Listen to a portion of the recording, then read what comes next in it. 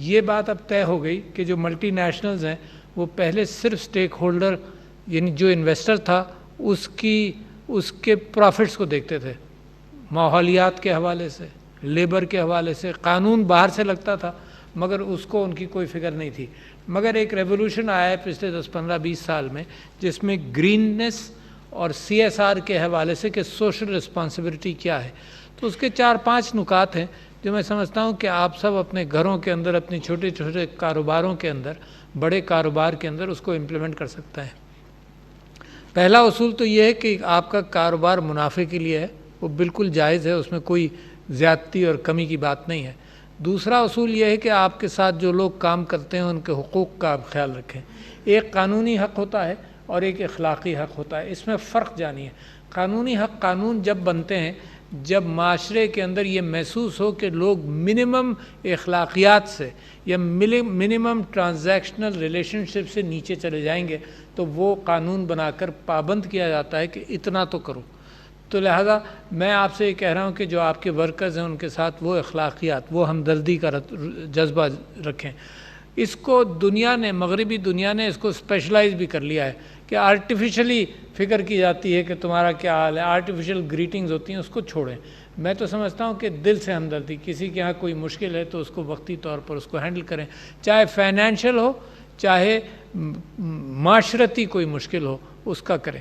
تیسری بات یہ ہے کہ انوائرمنٹ کا خیال رکھیں، اس کے اندر ساری چیزیں آ جاتی ہیں، یعنی صفائی سے لے کر اوپر تک ہر چیز کا معاملہ آ جاتا ہے۔ میری دکان کے آگے صفائی، میں آپ کو حقیقت میں بتاتا ہوں کہ میرے والد صاحب ڈاکٹر تھے اور بہت بڑے ڈاکٹر تھے، بہت مولانا محمد علی جوہر کو اور جواہر لال نہرو کے بھی ڈینٹسٹ رہے۔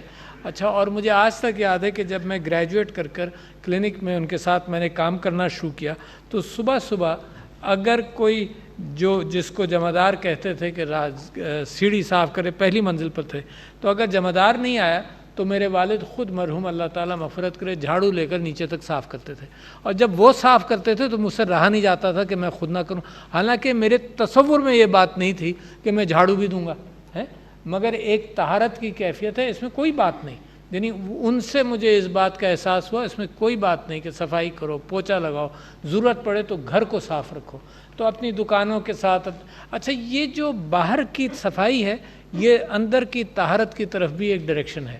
تو میں یہ سمجھتا ہوں کہ یہ پھر ماحولیات کے حوالے سے میں نے آپ سے کہا، پھر مستقبل کے حوالے سے کہ کوئی کاروبار ایسا نہ ہو جس میں مستقبل قوم کا، ملت کا کسی انداز سے اس کے اوپر کوئی آنچ آئے۔ اس کے اندر دیانتداری کا ذکر ابھی کر رہے تھے ہمارے بزرگ، ابھی کر رہے تھے کہ مسلمانوں کے ہاں سب سے بنیادی چیز دیانتداری ہے کاروبار کے اندر۔ اچھا، یہ دنیا کے اندر ناپید تھی مگر اب ہے، یہ دیانتداری کا جذبہ۔ یہ مغرب کے اندر اگر تجارت اور ٹریڈ اور کامرس بہتر ہوئی ہے تو اس وجہ سے بھی بہتر ہوئی ہے کہ انہوں نے ریلیشن شپس میں دیانتداری رکھی۔ اس بات کا امکان نہیں ہے کہ آپ بددیانتی کے ساتھ کوئی ریلیشن شپس لمبی چلا سکیں، اس بات کا امکان نہیں ہے کہ کہیں چوری ہو رہی ہو اور دوسرا گاہک آپ کو دوبارہ ٹرسٹ کرے۔ اور میں جانتا ہوں کہ جب میں پہلی مرتبہ امریکہ گیا تو دیانتداری کا یہ عالم تھا کہ اگر کوئی، میں کال بک کرتا تھا 10 گھنٹے میں کال ملتی تھی، اس زمانے میں گیا تھا، تو اگر کال خراب ہو اور آپ صرف یہ کہہ دیں کہ کال خراب ہوئی تھی تو آپ کو پیسہ ریفنڈ کر دیتے، کوئی تحقیقات نہیں ہوتی تھی۔ یہی اس وقت بڑے بڑے سپلائرز نے، امیزون، سب نے یہ کیا کہ آپ کے پاس مال چلا گیا، اگر آپ کو پسند نہیں آیا واپس کر دیے، وہ کاسٹ آف ڈوئنگ بزنس میں آ گیا، بجائے اس کے کہ کلائنٹ کے ساتھ بحث ہو اور مباحثہ ہو کہ واپس نہیں ہوگا، تم نے توڑ دیا، تم نے یہ کر دیا، کوئی بات نہیں، کاسٹ آف ڈوئنگ بزنس میں آپ نے کلائنٹ کو رکھا۔ دنیا کو مزید ضرورت ہے دیانتداری کی، دنیا کو اخلاقیات اور ایتھکس کی ضرورت ہے، دنیا کو انسانی ہمدردیوں کی ضرورت ہے۔ اس وقت جو غزہ کا آپ نے حال دیکھا یا مسلمانوں کا ہندوستان میں اور کشمیر میں دیکھیں، اس سے تو مجھے اور آپ کو نا امیدی ہوتی ہے کہ جب چھپ کر یہ کام ہوتا تھا، مثال کے طور پر اگر 60 لاکھ یہودیوں کا قتل ہوا تو کم سے کم ٹائم لگتا تھا لوگوں کو پتہ چلنے میں کہ اتنے لوگ مارے گئے۔ جب چنگیز خان اور ہلاکو خان نے سب کچھ تباہ کیا مڈل ایسٹ کے ایریا کے اندر، تو 6 مہینے بعد ہندوستان میں اطلاع آئی کہ جی ایک ظالم آیا تھا، اس نے جناب ساری لائبریری جلا دی اور لاکھوں لوگوں کو مار دیا، 6 مہینے بعد۔ تو ہم اور آپ تو یہ امید کرتے تھے کہ اس وقت اگر ویژولز آ جائیں تو انسانی ہمدردی تو ہر گھر کے اندر اور ہر دماغ کے اندر جاگے گی، اور مجھے بڑا تعجب اس بات پر ہوتا ہے کہ نہیں، ایسا نہیں ہے. انسانیت میں تعصب کبھی کبھی اتنا گہرا ہو جاتا ہے اور نفرت کبھی کبھی اتنی گہری ہو جاتی ہے کہ اس کو ہوتا ہوا ظلم نظر نہیں آتا، جو اس کے سامنے، اس کی نظروں کے سامنے ہو. اور میں آپ کو چیلنج کرتا ہوں کہ ہم سب یہاں بیٹھے ہیں، اگر کوئی جانور گاڑی کے پہیے کے نیچے آ جائے تو ہم سب ان کا دل دہل جاتا ہے کہ کیا ہوا ہے، کہیں مر تو نہیں گیا، کتا ہی کیوں نہ آ جائے، کہیں مر تو نہیں گیا. تو میں آپ سے یہ کہہ رہا ہوں کہ اس وقت دنیا کو جس چیز کی ضرورت ہے وہ دیانتداری، ہمدردی کی سخت ضرورت ہے. ویسٹڈ انٹرسٹ کے اوپر دنیا اس وقت قائم ہے. میں اور آپ پاکستان کے وہ لوگ جنہوں نے امید لگائی تھی کہ کشمیر کا معاملہ اقوام متحدہ میں چلا گیا اور حل ہو جائے گا، ان کی امیدیں بھی پاش پاش ہوئیں، کیونکہ جس کی لاٹھی اس کی بھینس پر کام چل رہا ہے.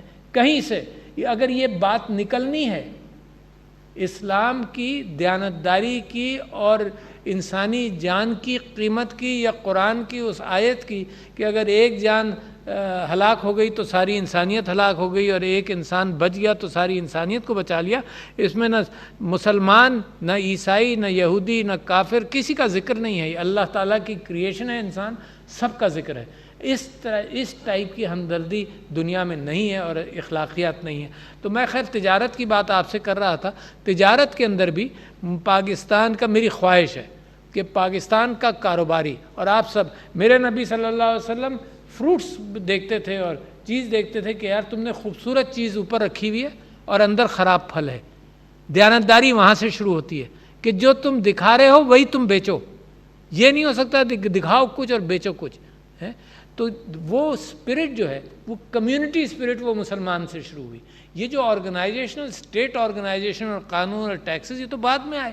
یہ تو جذبہ مدینہ ہجرت کرتے ہی یہ جذبہ جب دیکھا گیا کہ جی یہ لوگوں کی خیرات اور لوگوں کی زکوٰۃ اور لوگوں کے یہ سوشل کانشسنس، تو پھر اس کے لیے قانون بنے.